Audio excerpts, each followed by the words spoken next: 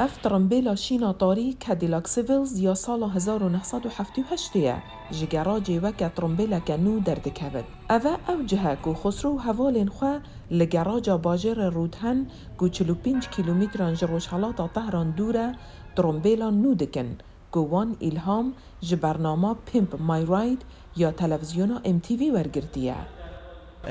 لوکس ترین و خاص ترین ماشین اتومبیل هری بها گران و تایبت کل ایرانی هات بتلگدان کادیلاکا ایرانی بو او بو جارا یکی کل دربی امریکا بتلگدان اتشم بیجم وی دمی چه مدلکه نت کاری رکبری آوه بکد.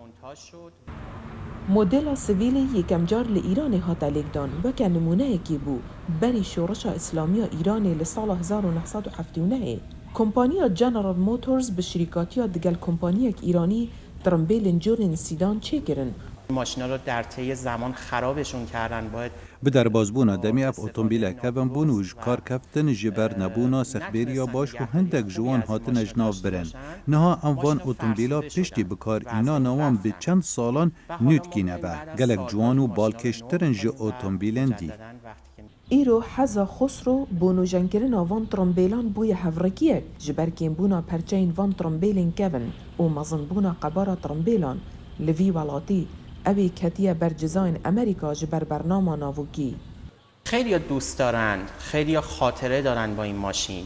گلک خلق حجوان اتومبیلان دکن و بیروری دگل وان اتومبیلان هنه لین ها در روشک دان قروجان نه اینه بکار اینان و اگر هات نه بکار اینان رنگ لسرجاده راوستن لی او اتومبیلن امنوت کینه و لپلا یکین جعالی تکنیکی و سیستم الکتریکی و هر واسا رخصاروی جوان.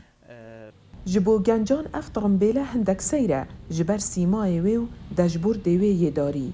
خیلی دوست دارم.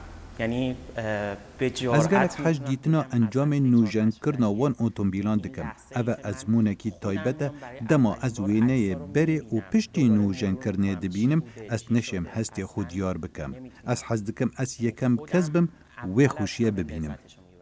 لی ایرانی خوش بکار اینانا ترمبیلین بیانی دور خستیه جبر و گراندنا جزاین آبوری پشتی سروکی بری امریکا دونالد ترامپ بی یک آلی خوش ریکفتنا ناوکی یا طهران یا سال 2018 و کشایی.